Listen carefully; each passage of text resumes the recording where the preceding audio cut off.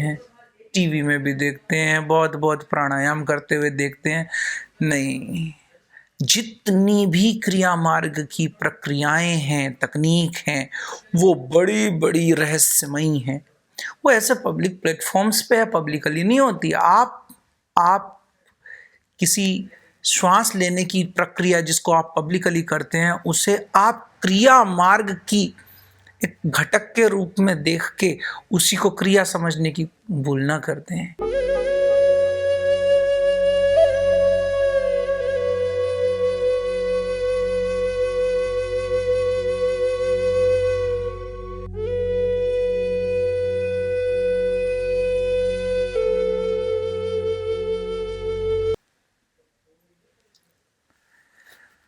अन्नमय कोश के विभिन्न आयाम और साधना के विभिन्न पहलुओं को समझने के बाद अब ठीक ठीक रूप में कुछ बातें मूलाधार चक्र को किस तरीके से एक्टिवेट करें या उस एनर्जी को चैनलाइज करें जिससे कि मूलाधार चक्र की एक्टिव अवस्था आ सके, उस बात को ढंग से अब समझा जा सकता है।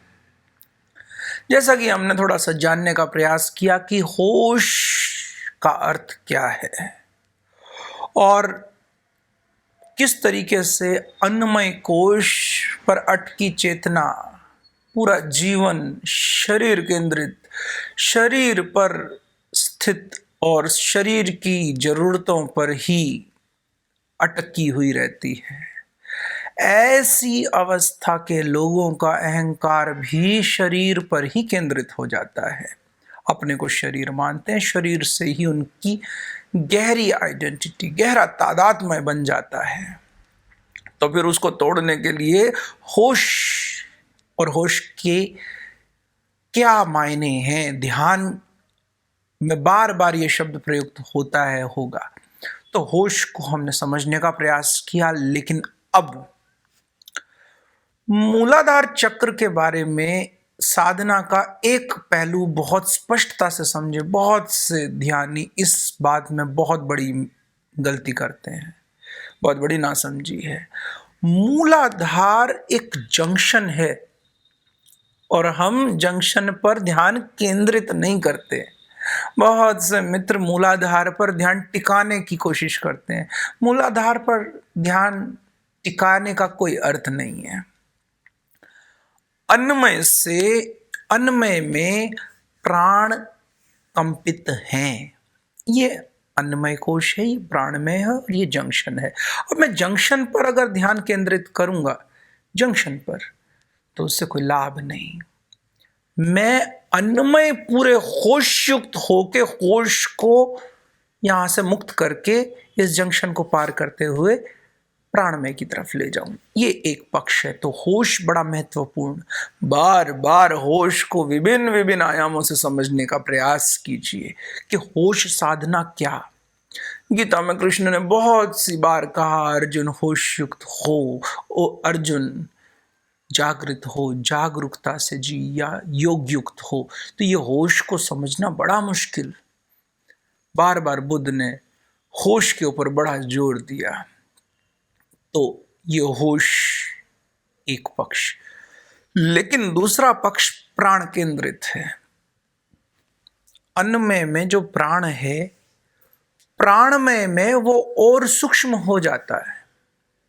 तो अन्नमय और प्राणमय और अंदर के और विभिन्न, जब मैं कहता हूं अंदर की, तो इसका अर्थ ये नहीं कि आप गहरे अंदर की शरीर, यानी कि आप इस शरीर को डाइसेक्ट करके अंदर कुछ खोज लेंगे। अंदर के का अर्थ है सूक्ष्म स्वरूप।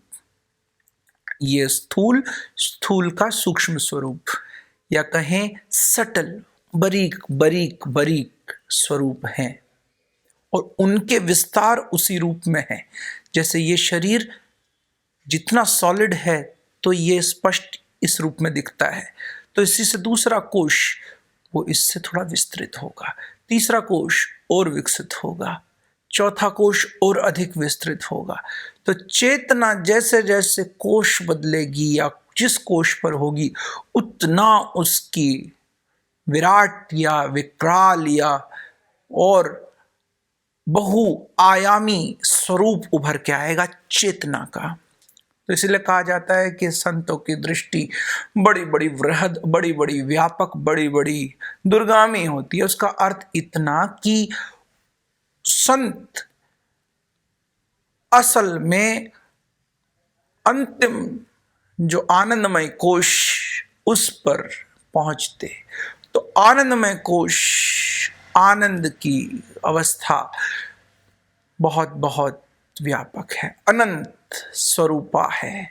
तो आनंदमय कोश बहुत बहुत व्यापक अवस्था है, पूरी तरह से फैली हुई अवस्था है। कोश में जो अंतिम स्वरूप है आनंदमय, वो है।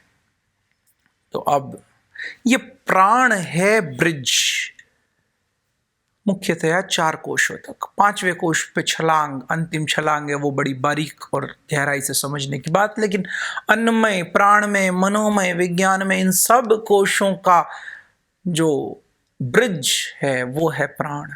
इसलिए ऋषियों ध्यानियों ने प्राणिक प्रक्रियाओं पर बड़ा जोर दिया। लेकिन प्राणिक प्रक्रिया में कभी भी ये भूल ना करें कि हम प्राण को मणिपुर पर रोक लेंगे या केंद्रित कर लेंगे तो बहुत से नासमझी में साधक मणिपुर पर अटकते या फिर मूलाधार पर अटके रहते और उसी की ध्वनियां चला के बैठे रहेंगे बहुत बहुत समय तक। नहीं, प्राण जो कि मूवमेंट है, प्राण जो कि कंपित होता है, तो कंपित प्राण को कंपनमय बनाने वाली क्रियाएं वो सहायता देंगी। अब क्रियाओं के साथ पहले भी बड़े विस्तार में बताया कि क्रियाओं को देख रेख में करें।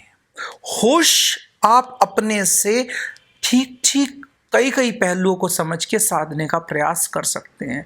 लेकिन क्रिया मार्ग, क्योंकि हम यहाँ पर अलग अलग मार्गों को विस्तार से समझने का प्रयास करते हैं, तो क्रिया मार्ग में कोई भी क्रिया आप सीखें तो देख रेख में ही सीखें, क्योंकि उसमें शक्ति के रूपांतरण बहुत बहुत बारीक और बहुत बहुत महीन हैं और व्यापक हैं।